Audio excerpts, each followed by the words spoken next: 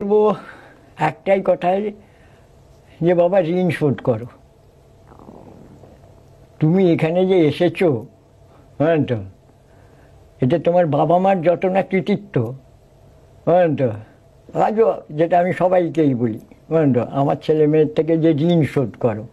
হ্যাঁ, যে তোমার তুমি যে ভাতটা খেয়ে এখানে আসছো, সেই ভাতটা ফলিয়েছে একজন, তুমি যে কাপড়টা পরেছো সেটা বয়ন করেছে একজন, তুমি যে বাড়িটায় থাকছো সেটা বানিয়েছে আর একজন।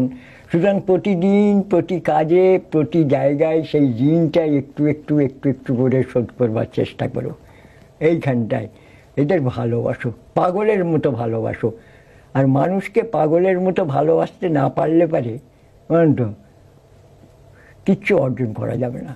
এই মানুষের মধ্যে আছে দ্বিধা, দ্বন্দ্ব, ভয়, স্বার্থপরতা। আবার মানুষই মানুষকে দুর্দিন থেকে সুদিনের দোরগোড়ায় পৌঁছে দেয়। তার প্রমাণ আমার পরিবার, তার প্রমাণ আমি। যেমন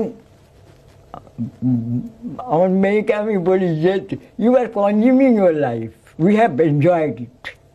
হ্যাঁ, প্রেমে, প্রত্যাখ্যানে, বিদ্রোহে, অত্যাচারে, একেবারে we have enjoyed it, we drank life to the lease. তোমরা কনজিউম করছো মা, তোমরা এনজয় করতে পারছো না জীবনটাকে।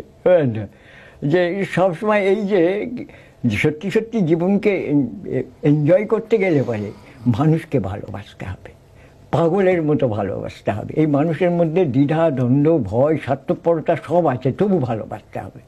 বুঝলেন তো? কারণ মানুষই মানুষকে দুর্দিন থেকে সুদিনের দোরগোড়ায় পৌঁছে দেয়।